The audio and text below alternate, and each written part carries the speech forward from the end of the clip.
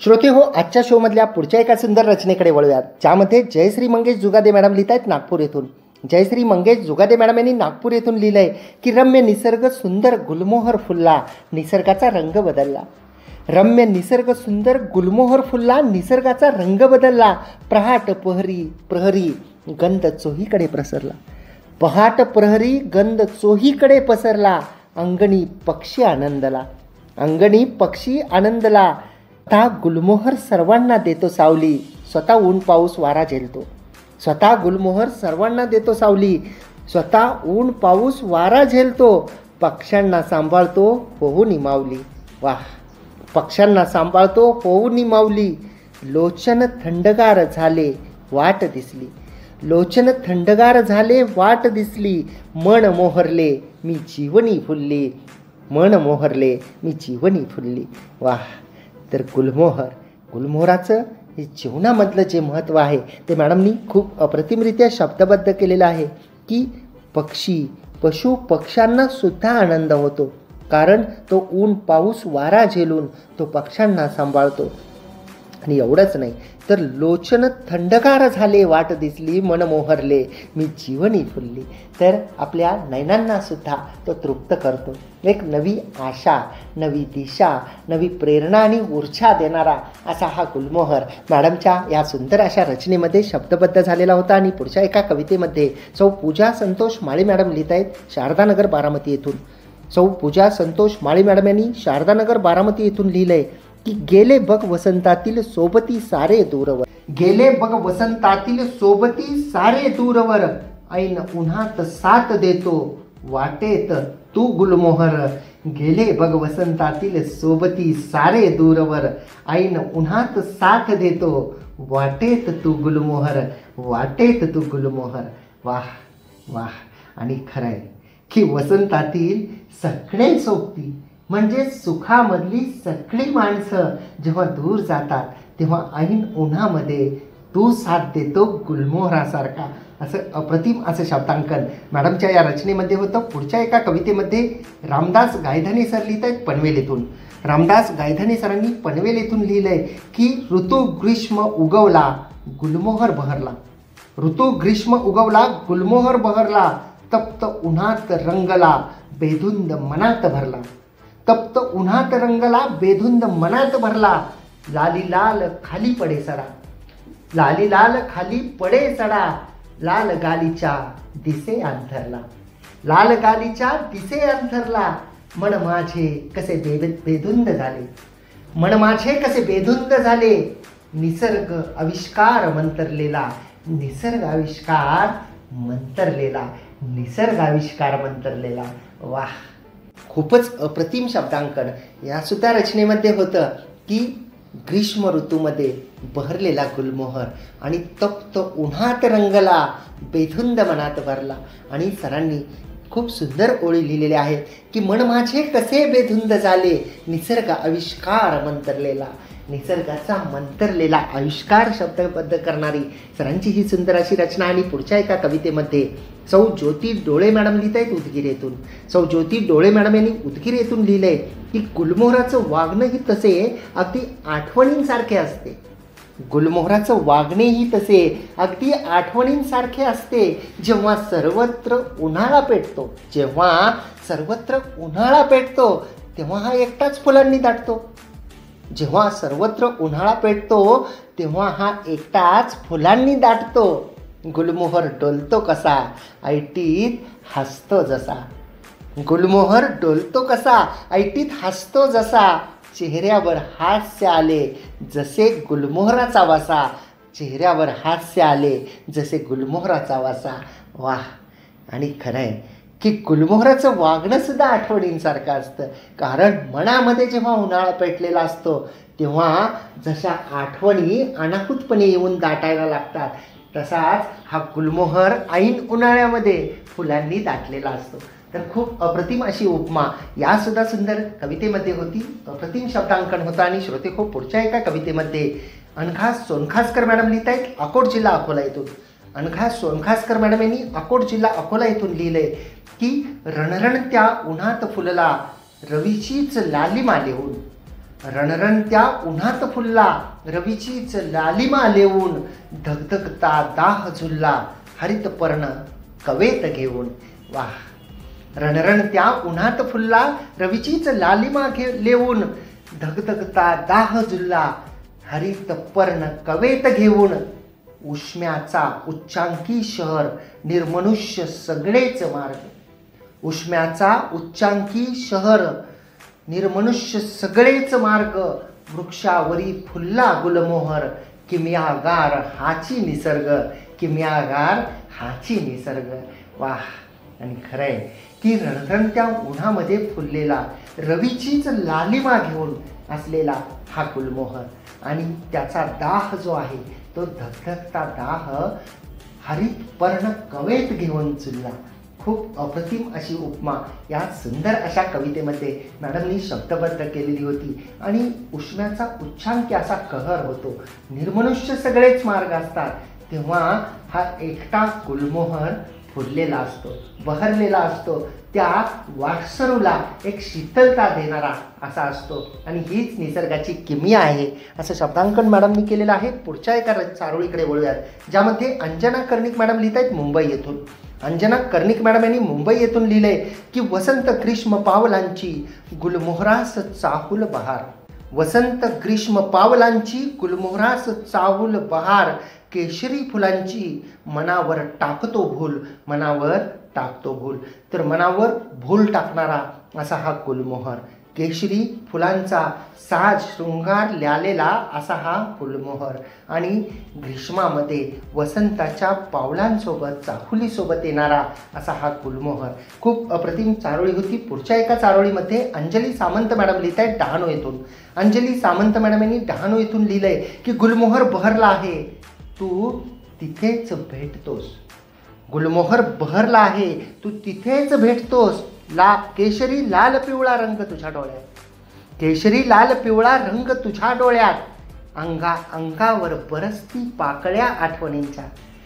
अंगावर बरसती पाकळ्या आठवणींच्या. तुझ्या विना केशरी पाकळ्या विरक्तीच्या हृदयात. तुझ्या विना केशरी पाकळ्या विरक्तीच्या हृदयात. विरक्तीच्या हृदयात. वाह वाह. खरंच की विरक्तीच्या हृदयात असलेल्या पाकळ्या, अंगावर बरसणाऱ्या आठवणींच्या पाकळ्या आणि बहरलेला गुलमोहर जिथे ती भेट व्हायची. केशरी लाल पिवळा रंग डोळ्यामध्ये असायचा. खूप अप्रतिम शब्दांकन यासुद्धा चारोळीमध्ये होतं श्रोते हो. आणि पुढच्या एका कवितेमध्ये प्रदीप बडदे सर लिहित आहेत नवी मुंबई येथून. प्रदीप बडदे सरांनी नवी मुंबई येथून लिहिलंय की आभासी जगण्यात माझ्या स्वप्नांना मी कैद करावे. आभासी जगण्यात माझ्या स्वप्नांना मी कैद करावे. शृंखला पायी तोडताना आव्हानांना सामोरे जावे. वाह. आभासी जगण्यात माझ्या स्वप्नांना मी कैद करावे. शृंखला पायी तोडताना आव्हानांना सामोरे जावे. वृक्षवल्लीत गुलमोहर शाखांवरती सजले धजले. वृक्षवल्लीत गुलमोहर शाखांवरती सजले धजले. कोवळ्या पिंपळ पानांवरती. कोवळ्या पिंपळ पानावरती नक्षत्राचे चांदणे विखुरले. नक्षत्राचे चांदणे विखुरले. क्या बात आहे, क्या बात आहे. वाह.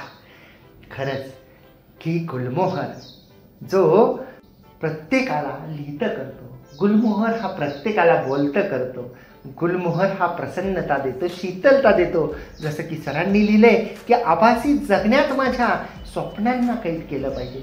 नांना कैद करावं आणि शृंखला पायी तोडताना आव्हानांना सामोरं जावं. कारण गुलमोहर जो आहे तो प्रत्येक शाखांवरती त्याच्या सजतो धजतो आणि कोवळ्या पिंपळ पानावरती नक्षत्राचं चांदणं विखुरतो. खूप अप्रतिम सुंदर अशी उपमा या रचनेमध्ये सरांनी दिलेली होती. आणि पुढच्या एका चारोळीमध्ये निर्मला विष्णू धापसे मॅडम लिहित आहेत शिवाजीनगर माजलगाव जिल्हा बीड येथून. निर्मला विष्णू धापसे मॅडम यांनी शिवाजीनगर माजलगाव जिल्हा बीड येथून लिहिले की ग्रीष्मातील गुलमोहराप्रमाणे मन माझे बहरले. ग्रीष्मातील गुलमोहराप्रमाणे मन माझे बहरले. काय सांगू प्रिया सजना तुझ्या प्रेमात तन मन माझे मोहरले. काय सांगू प्रिया सजना तुझ्या प्रेमात तन मन माझे मोहरले. भर उन्हात उभा राहतो रक्तवर्ण चादर लेवणी, भर उन्हात उभा राहतो रक्तवर्ण चादर लेवणी, प्रेमवीरांना साद घालतो स्वच्छंद प्रेमाची साक्ष देऊनी, प्रेमवीरांना साद घालतो स्वच्छंद प्रेमाची साक्ष देऊनी, स्वच्छंद प्रेमाची साक्ष देऊनी. वाह.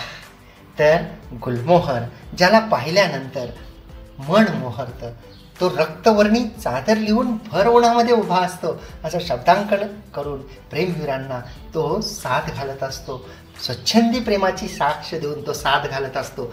असं अप्रतिम असं शब्दांकन होतं. पुढच्या एका चारोळीमध्ये सौ सिद्धी रावळ मॅडम लिहित आहे जुन्नर येथून.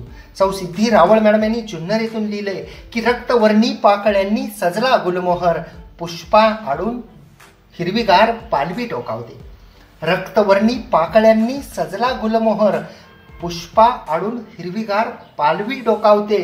असह्य उन्हाच्या झळा सोसुनिया, असह्य उन्हाच्या झळा सोसुनिया, उधळण सावलीची मनमुराद होते, उधळण सावलीची मनमुराद होते. वा.